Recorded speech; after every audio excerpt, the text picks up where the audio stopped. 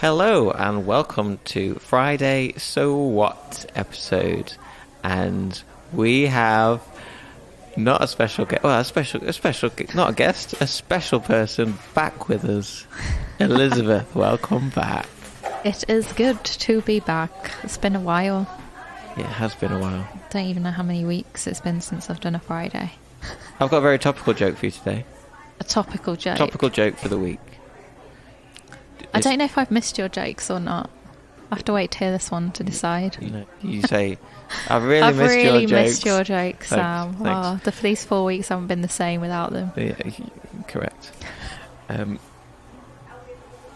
We're the online church. Yes, online call. Do you know who the first person to come up with the idea of that sort of thing was? No. Like the first person who used technology in the church? No. It was Moses. Why? He had 2 tablets connected to the cloud. The 10 Commandments, that is, from Thursday. That's terrible. I will stop and breathe in your presence. Just breathe.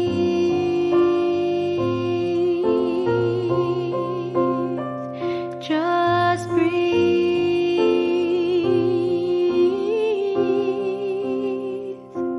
So on Monday, we had the miracle of abundant booze, where Jesus makes 180 gallons of good wine because his mum asked him to.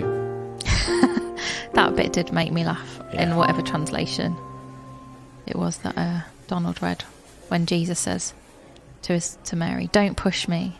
But she did anyway. It's like, clearly mothers have been the same through the ages. Oh yeah. We were looking further into the miracle, not just at the fact that the miracle took place, but why it took place and why it's important in more detail, which I thought was very interesting, because a lot of people just think, oh, Jesus turned water into wine, he must be up for a party. Which, yes, but also more to it, which was very interesting. He used the cleaning water and turned that into the wine to change our perspective of the purpose of the water, for nourishment rather than to look at guilt, to look at the laws and the rituals, and turned it into grace, which I very much like that.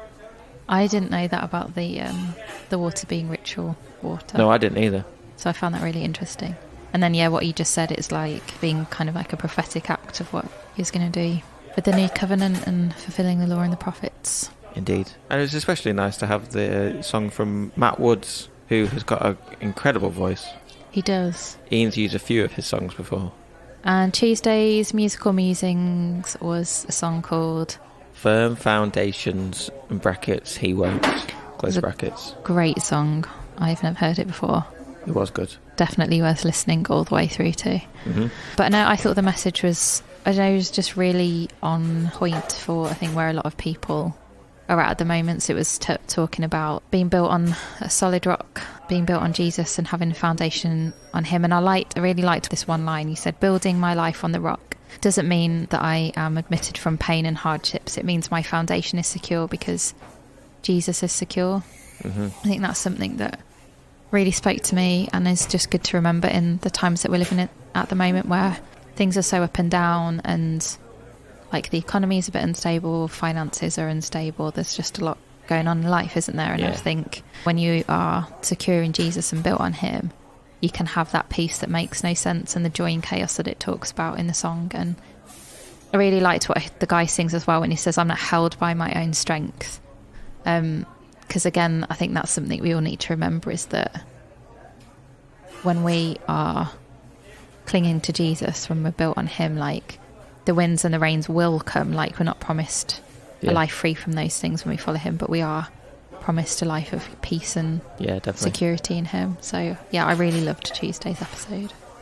Cool. And that quote, I think Cody Carnes originally said it, so I can't take full credit. Oh, right. Okay. Yeah, that's why it's so good. And then Wednesday, we had Living Undistracted. Yes. Which I felt like there was a lot more that I wanted to say about that, but our podcasts are very short. Yeah. You could go on and on, couldn't you? Yeah. I mean that in a good way. Not. Focusing on the here and the now. when you were talking about being distracted in the middle of conversations, Yeah. I feel like I do that as well. Something comes up in the conversation that you then want to say something about it, and then you just think about that thing, but the other person keeps talking, and you've not listened to anything they've said. Yeah. Maybe. So yeah, trying to be present in all conversations, value what the other person's saying. But anyway, that video It's from a the great, song that you mentioned, great video, isn't it? I thought there's a bit where Jonathan's singing or shouting "fly" through the winds in the trees, and with that, the person with the wingsuit who's jumped off the cliff, flying through the winds in the trees, like "fly." It reminded me of the Phantom of the Opera, where the Phantom's like "sing." Don't know why, but anyway. And Thursday was the cross references to Monday. So Ian was talking about the 10 Commandments, and that God's law isn't just a set of rules to be obeyed. And I liked kind of what he was saying about just rules being there to keep us safe. And it kind of makes me think of, little kids and how it's really important for them to have boundaries and to have rules to keep them safe, but also it's those kinds of things that help them to grow and help them to learn. And the other thing that stuck out to me that Ian said actually was just about how we can't earn God's blessings. I think that's a good reminder sometimes, because I think often we can get caught up in works and kind of doing the right thing, but actually the important thing is loving God and loving others, and those are the 2 commandments that Jesus told us are most important. But that there's nothing that we can do to earn God's blessing. There's nothing that we can do to make him love us anymore, because he already loves us so much. Yeah, definitely. And I really liked in that episode when Ian made the point of God didn't put those rules in place to oppress his people. He didn't he's just saved them from Egypt. He's not then going to save them to oppress them with these rules. He just wants to keep them safe because he loves us. Yeah. So to round off, I think I was thinking of a song, and basically my take home from the week is to live in the grace and the new religion that Jesus brought, and the grace that we have been set free into, like how God set the Israelites free into the Promised Land. So the song is Pharaoh, Let My People Go by Brandon Lake of his new album. It's a very good song. It declares the freedom that we have been set free into, and it says, Pharaoh, let my people go. And then it also declares, fear, let my people go. Worry, shame, and pain, let my people go. Speaking and declaring the freedom into being. I stand before the oppressor who wants to keep me in chains. I'll say my God is a God of freedom. Don't underestimate his strength. I hear that boast of the tyrant, seeing my back's to a wall. He drew his sword thinking it was over. Guess he don't know my God at all.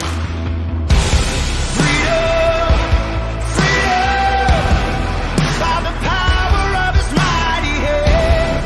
Freedom, freedom, got me running to the promised land. Freedom, freedom, Pharaoh, hear the Lord's command. Freedom, freedom. He walked me right through that Red Sea, drowning the army behind. He goes before me with strength and mercy, and he's never lost a single fight. Freedom, freedom, by the power of his mighty hand. Freedom, freedom, got me running to the promised land. Freedom, freedom, Pharaoh, hear the Lord's command. Freedom,